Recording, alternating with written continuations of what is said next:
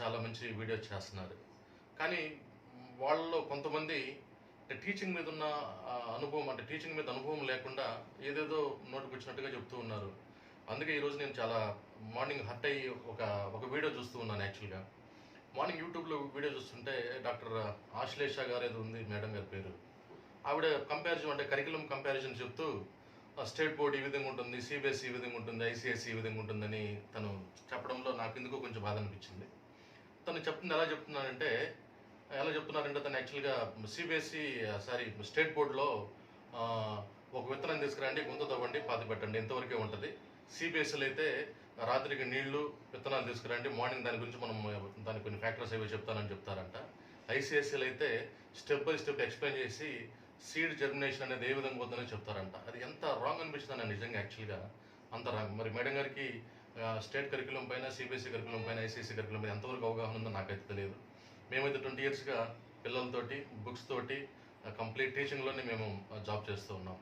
So నేను ఇక్కడ చెప్పదలుచుకున్నది ఏంటంటే, ఈ విధంగా మీరు స్టేట్ బోర్డ్ సిలబస్‌లో అసలు ఏం లేదని చెప్పడం అనేది ఎంత హాఫ్ నాలెడ్జ్ థింగ్ అంటే యాక్చువల్‌గా మీరు థర్డ్ క్లాస్ నుంచి చెక్ చేసుకోండి. థర్డ్ క్లాస్ నుంచి బుక్ చెక్ చేసుకోండి. థర్డ్ క్లాస్‌లో there is a lesson called seed germination. That lesson itself demonstrates everything like how you have to sow the seed and how what all the factors required for that and ఇంకా అది extends it elaborates. చాలా మంచి topics దాంట్లో ఉన్నాయి. అంటే ఇండైరెక్ట్గా మన state సిలబస్ని లేదా మన బుక్స్ని మనమే కించపరుచుకుంటే అది చాలా దారుణంగా ఉంటుంది మేడం గారు. అలాగనే నేను అందరికి వివర్స్ కూడా చెప్తున్నాను. అథెంటిసిటీ అంటే ఎవరు మాట్లాడుతున్నారు వీడియోస్లో, అంటే వాట్ ఈస్ దేర్ బ్యాక్గ్రౌండ్ యాక్చువల్గా, అంటే మన పిల్లల గురించి, పేరెంట్స్ గురించి, స్కూల్ ఎడ్యుకేషన్ గురించి మాట్లాడేటప్పుడు దానిలో కొంత అనుభవం అన్న ఉంటే కనుక ఇంకా మంచి మనకు ఇన్పుట్స్ని ఇవ్వగలరనేది నా ఫీలింగ్. అది తప్ప నాకు ఎవరి మీద ఎలాంటి పర్సనల్స్ అయితే లేవండి బేసికల్గా. అంటే ఇక్కడ స్టేట్ బోర్డు, సిబిఎస్ఈ, ఐసిఎస్ఈ మీరు కంపారిజన్ ఆ విధంగా మనం అందరం చూస్తున్నప్పుడు 100% వాళ్ళు చెప్పే విధానాలు చూస్తే కనుక ఓహో స్టేట్ బోర్డు కంటే పోల్చుకుంటే సిబిఎస్ఈ స్కూల్స్, ఐసిఎస్ఈ స్కూల్స్ చాలా బెస్ట్ కదని అవగాహన అందరికీ కలుగుతుంది. కానీ అది తప్పండి. అన్ని ఊళ్ళల్లో సిబిఎస్ఈ స్కూల్స్ ఉండాలని రూల్ ఏం లేదు, అన్ని ఊళ్ళల్లో ఐసిఎస్ఈ స్కూల్స్ ఉండాలని లేదు.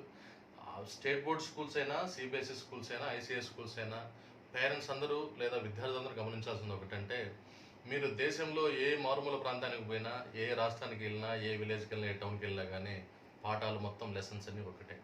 ఇది ఒక బేసిక్ చిన్న ఆ కాన్సెప్ట్ మీరు అందరూ తెలుసుకుంటే చాలు. చాలామంది పేరెంట్స్ నా దగ్గరికి I use to counsel the students even నా దగ్గర చాలామంది వస్తుంటారు. ఏ స్కూల్ బెస్ట్, ఆ స్కూల్ బెస్ట్, ఈ స్కూల్ బెస్ట్ అని.